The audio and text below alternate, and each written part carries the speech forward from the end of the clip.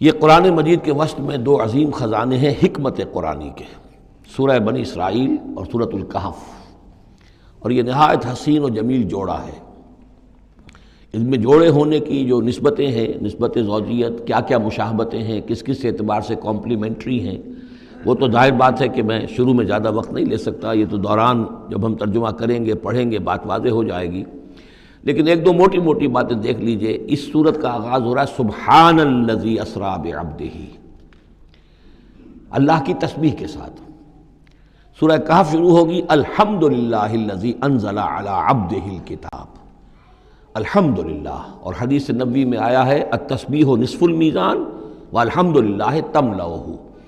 نظام جو میزان معرفت خداوندی ہے وہ آدھی ہو جاتی ہے تسبیح سے، سبحان اللہ کہنے سے، اور پر ہو جاتی ہے الحمدللہ کہنے سے۔ یہ دونوں مل کر گویا کہ معرفت خداوندی کا جو بھی انسان کے پاس ہو سکتا ہے اثاثہ اور جو پونجی ہو سکتی ہے اس کی تکمیل ہو جاتی ہے۔ یہ ہم آگے چل کر المسبحات میں اس مضمون پر تفصیلی گفتگو کریں گے، لیکن یہاں نوٹ کر لیجئے تسبیح سے شروع ہو رہی ہے سورہ بنی اسرائیل اور تحمید سے الحمدللہ الذی انزل علی عبدہ الکتاب۔ پھر یہ کہ یہاں ہے ذکر اللہ اپنے بندے کو لے گیا، وہاں ہے اللہ نے اپنے بندے پر کتاب اتاری، یہ گویا کہ ریسیپروکل معاملہ ہو رہا ہے۔ دونوں جگہ عبد کا لفظ آیا، رسول کا لفظ نہیں آیا۔ سبحان الذی اسریٰ بعبدہ، الحمدللہ الذی انزل علی عبدہ الکتاب۔ اس طرح آخر میں آپ دیکھیں گے دو آیتیں سورہ مبارکہ کی قل سے شروع ہوگی، قل اعوذ بالرحمن ایما تدعوا فلہ الاسماء الحسنی، اسی طریقے سے آخری آیت بھی ہے، اور پھر اسی طریقے سے سورہ کہف کی بھی آخری دو آیتیں قل سے شروع ہوئی۔ چار قل ہیں، چار قل تو سورتوں کے ہیں، قل یا ایھا الکافرون اور قل هو اللہ احد اور قل اعوذ برب الفلق اور قل اعوذ برب الناس، چار قل بہت مشہور ہیں، لیکن یہ چار قل جو ہیں، دو آیتیں قل والی یہ جو سورہ بنی اسرائیل کی آیتیں ہیں، اور دو آیتیں قل والی جو سورہ کہف، نہایت عظیم آیات ہیں، اور ان دونوں میں بھی وہی ریسیپروکل نسبت ہوگی کی طرف کہ میں نے اشارہ کیا ہے۔ ایک اور خاص بات یہ ہے ان صورتوں میں کہ یہ اس طریقے سے انٹرلاکڈ ہے، جیسے ریل گاڑی کے دو ڈبے ہوتے ہیں ان کو جوڑا ہوا ہوتا ہے بیچ میں، انٹرلاکڈ ہوتے ہیں۔ یہ جو ہے وہ ختم ہوگی سورہ مبارکہ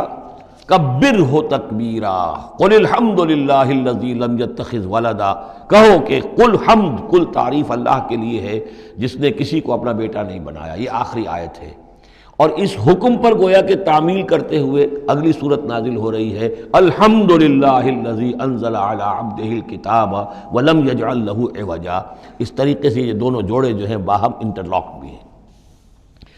یہ سورہ بنی اسرائیل جو ہے اس کا پہلا رکوع اس اعتبار سے بہت اہم ہے، بہت عظیم ہے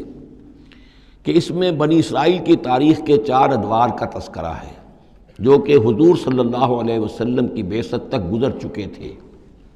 2000 برس کی تاریخ ان کی ہے جس کو کہ چار ادوار میں یہاں چار آیتوں میں سمو کر بیان کر دیا گیا۔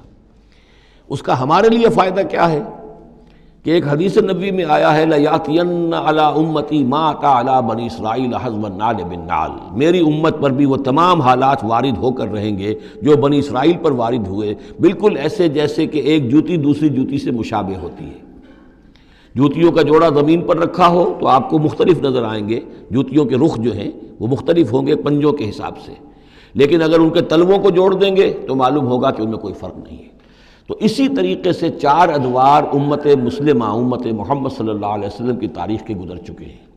تو گویا کہ اپنے آپ کو سمجھنے کے لیے بھی یہ آئینہ جو ہے ان آیات میں جو تاریخ بنی اسرائیل کا آ رہا ہے وہ بہت مفید ہے۔ چنانچہ اس پر میں نے ایک مضمون لکھا تھا، وہ پھر پہلے تو اب چھپتا ہے چھوٹی شکل میں، وہ ایک کتابچہ ہے تنظیم اسلامی کا تاریخی پس منظر،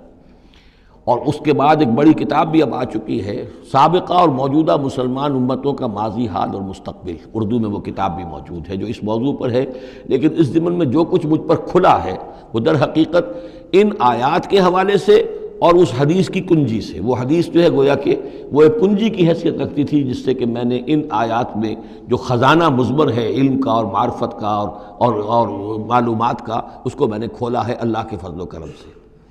اب جو ہے انگریزی میں بھی یہ کتابچہ جو ہے چھوٹا بھی موجود ہے، rise and fall of the Muslim Ummah, اور دوسری طرف انگریزی میں اب دوسری کتاب کی بھی ترجمانی آ گئی ہے، لیسنز فرام ہسٹری،